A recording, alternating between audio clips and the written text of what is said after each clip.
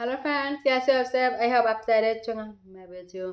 तो फ्रेंड्स, आज मैं आप लोगों को बताऊंगी कि जो हमारी बाजू है, हमारी बाजू पे जो फिसला बना हुआ है वो क्या होता है। किडनी पेशेंट के लिए फिसला मतलब क्या मायने रखता है। तो दोस्तों, वीडियो शुरू करने से पहले मेरा आप सबसे रिक्वेस्ट है, जो मेरे चैनल के ऊपर नए हैं प्लीज़ मेरे चैनल को लाइक करें, सब्सक्राइब करें, शेयर करें और कमेंट भी करें।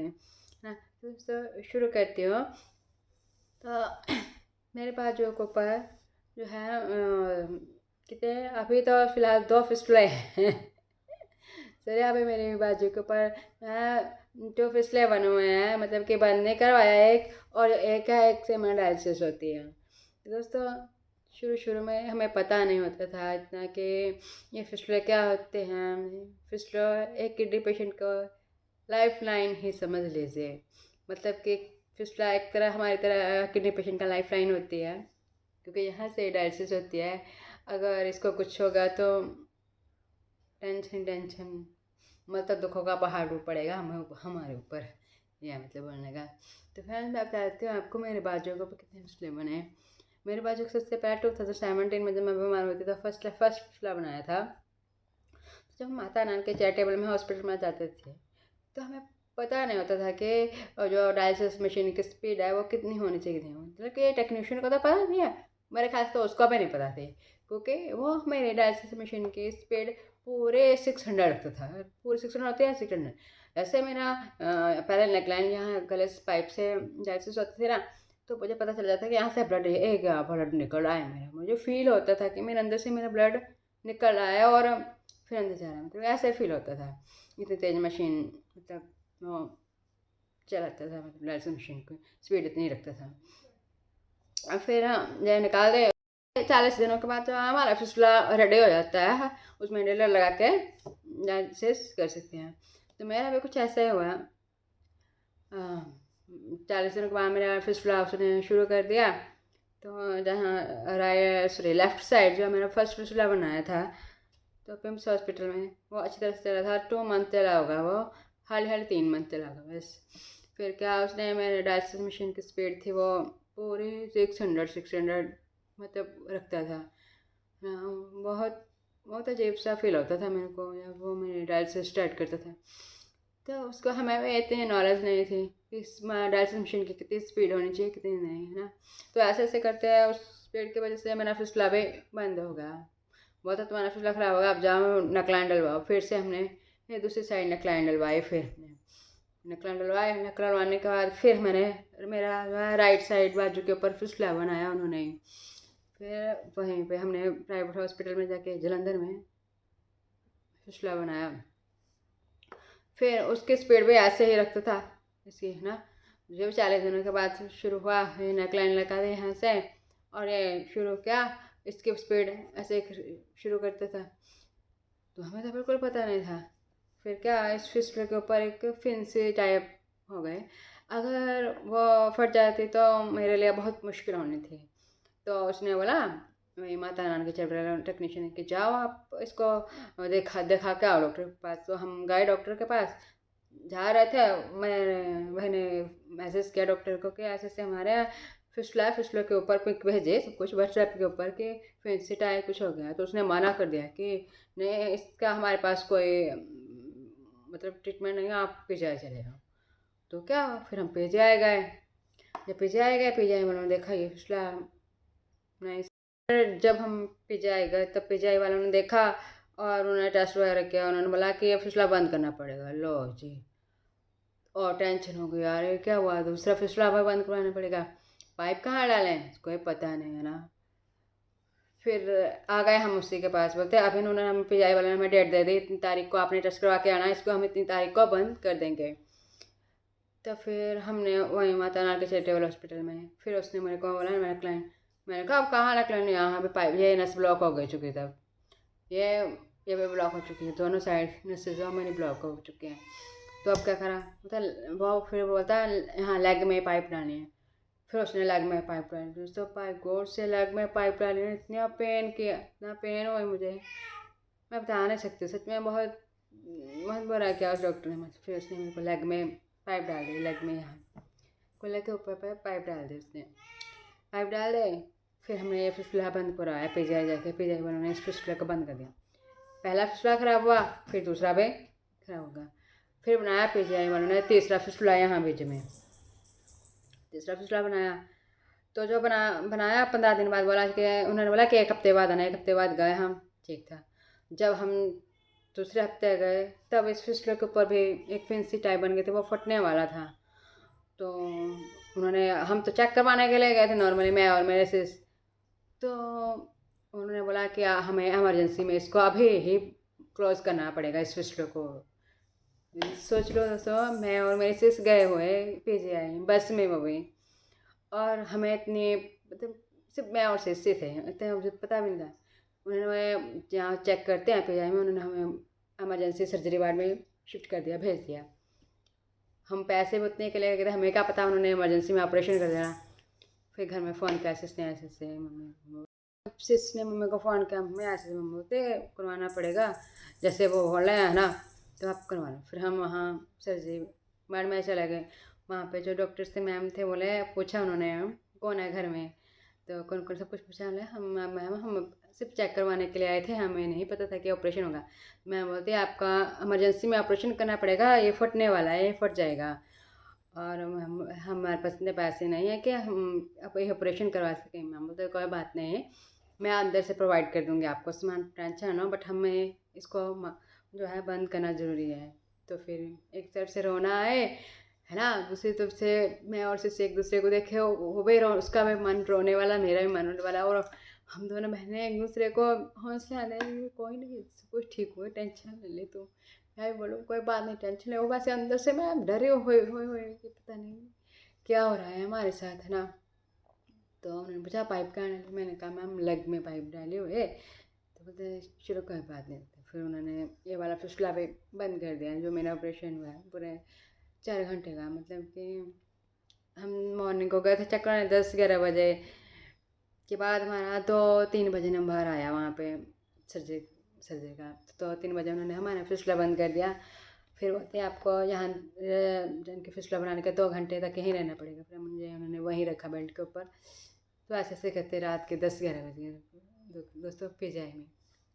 10-11 बज गया। तो फिर मैं और मेरी बहनें बोलते हैं अब उन्होंने बोला जाओ, अब उन्होंने हमें 10-11 बजे डिस्टर्ब कर दिया। आधी रात को हम दोनों बहनें पीजीआई में कहाँ जाएँ।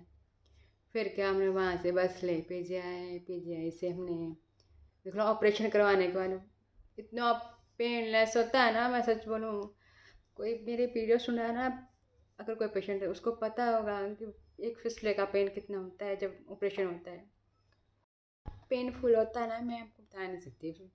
ऑपरेशन हुआ, फिर हम दोनों ने बहनों ने बस ले, और जब बस में बैठे तब मैं वो ऑपरेशन हुआ था, बहन पकड़ रही थी ना, तो हमने कनेक्टर से बोला कि प्लीज़ HRTC बस हमारी हिमाचल वालों की, हमने पालमपुर जाएगी थी, बहुत अच्छे हैं। मैंने उनको बहुत सारी दुआएं दी सच में, मन ही मन में, क्योंकि हमें फ्रंट सीट की ज़रूरत थी, पीछे जंप लगेगा तो दर्द होनी थी।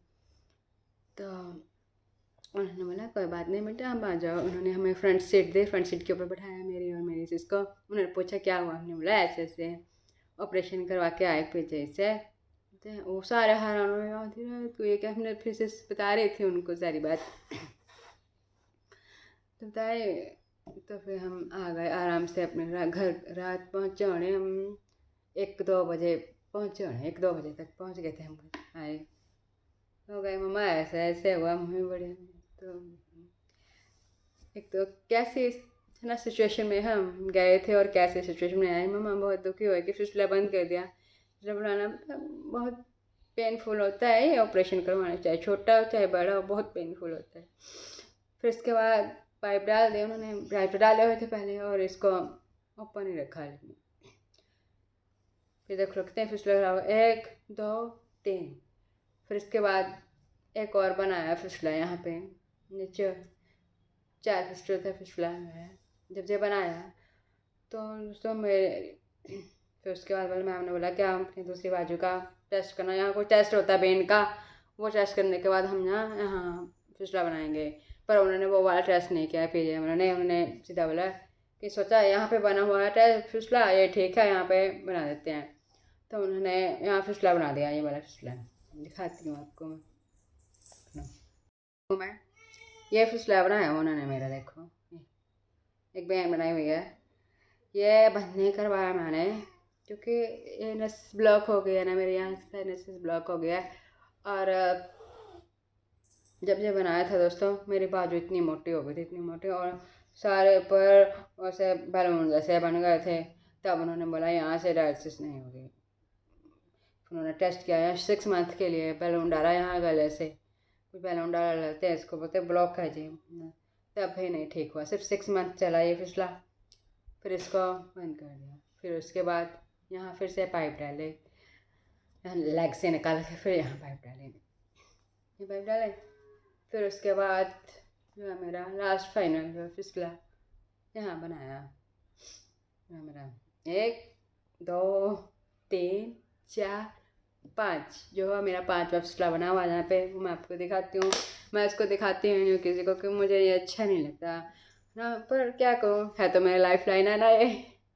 देखो ये बनाया हुआ मेरा फिसला। इतने एक बहन होती है, ऐसे बनाते हैं मैं इनको, इससे बाजू को हमेशा मैं ऐसे कवर करके रखती हूँ, क्योंकि उनको कवर करना हमारे लिए बहुत ज़रूरी होता है। तो ये जो मेरा फिसला बनाया पूरा, उन्होंने 4 घंटे लगे इस फिसला बनाने के लिए। तो इसका 18 टंके लगे हुए, 18 टंके, इतना बड़ा। उन्होंने लास्ट में बोलते हैं सारा चेकअप किया उन्होंने, पहले इस बाजू के वो पेंट्स के लिए इंक डाल के देखते हैं, वो बड़ा टेस्ट किया। फिर उन्होंने देखा कोई नस ब्लॉक तो नहीं, जैसे जे ब्लॉक थी, क्योंकि यहाँ पे उन्होंने टेस्ट नहीं किया था इंक वाला, क्योंकि इंक डाल के देखते हैं पेंट्स में, अगर पेंट्स ब्लॉक है तो वो फिसला नहीं बनाती। फिर उन्होंने यहाँ पे इंक डाल के पहले मेरा टेस्ट किया, फिर उसके बाद फिसला बनाया। मतलब कि ये मेरा 5वां फिसला है जो अभी वेस्ट है। 2019 में हमने बनवाया था ये, 19 पता नहीं 2000 में, 19 में, 20 में, याद नहीं फ्रेंड्स के।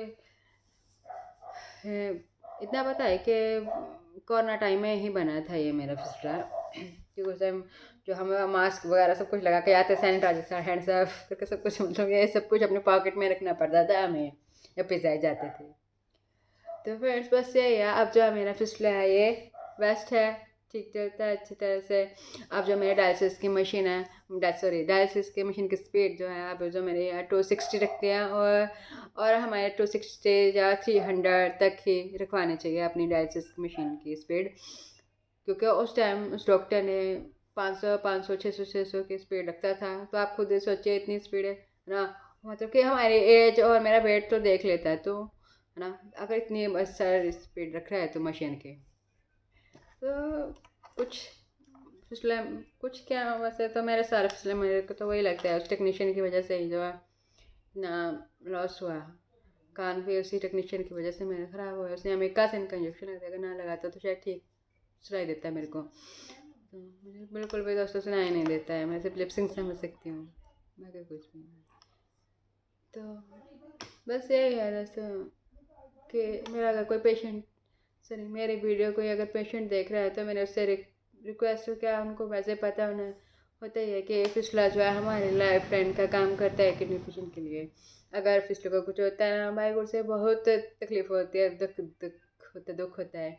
एक भैया आते थे वहाँ डायलिसिस को, उसके फिसले का कुछ प्रॉब्लम हो रही थी, वो भैया बहुत रो रहे थे। मैं उनको देख के बोले भैया आपका रोना सच में ऐसे ही है, मैं भी ऐसे ही रोती थी जब मेरे फिसले ख़राब होते थे। तो इसीलिए मैं इस बाजू से बहुत कम कम करती हूँ, इस मतलब कि इस बाजू को ऐसे तो इतनी सारी चोटें लगी हुई है, चोट भी नहीं लगनी चाहिए। हाँ तो फ्रेंड्स बस यही है, ये मतलब कि 5 फिसले बने मेरे, फिर 5 में से हमारे 4 फिसले ख़राब हुए, और जो 5वां है वो उन्होंने बड़ा फिसला बनाया, मतलब कि 18 स्टिचेस वाला फिसला बनाया। इससे पहले जो मेरे फिसले बने थे छोटे थे, वो 5 स्टिचेस थे उनको। तो फ्रेंड्स बस यही बोलना चाहती हूँ कि अपना फिसले का बस यही कि डायलिसिस मशीन की स्पीड जो है हमारी 250 या 300 के बीच होनी चाहिए, है ना। तो कई यार टेक्नीशियंस होते हैं, न्यू होते हैं, फ्रेशर होते हैं, उनको इतना नॉलेज नहीं होती। हम तो पेशेंट हो गए अब, क्योंकि 7-8 साल हो गए हमें डायलिसिस करवाते हुए, थोड़ी बहुत ही नॉलेज तो हो ही गई हमें भी, है ना, हमारी अपनी बॉडी के हिसाब से। तो अभी जो है मैं अपने बॉडी में अपना ड्राई वेट देख के खुद पानी लगवाती हूँ कि मेरा इतना पानी मैंने पिया, मैं नोट करती रहती हूँ कि मैंने क्या खाया है क्या पिया है, जब उसी के अकॉर्डिंग मैं अपने आप को पोटेशियम की कैन मैं खुद ले लो बोलती हूँ। अगर मैंने कुछ खाया पिया हो, मुझे को पता होता है कि इससे अगर मैंने बनाना खाया है, सॉरी बनाना खाया है, मैंगो खाया है, उसमें पोटेशियम की ज़्यादा होती है, ऐसा नारियल पानी पिया हो, तो मैं उनको बोल देती हूँ पोटेशियम की कैन लगवा दीजिए मुझे, अब 20 मिनट पहले, आधा घंटा पहले ऐसे ही।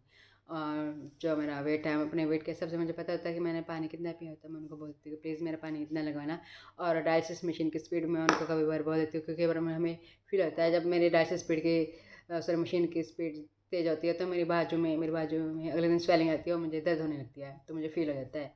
तो मैं उनको बोल देती हूँ प्लीज़ मेरी जो डायलिसिस मशीन की स्पीड है वो 200 या 250 इतनी रखना।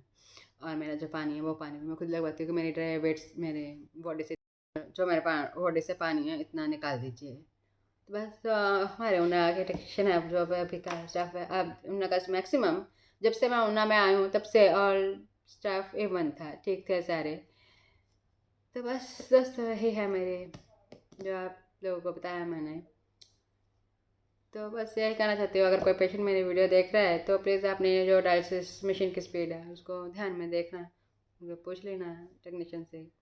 आज के लिए इतना है, तो मिलती हूँ आपको अगली वीडियो में, तब तक बाय।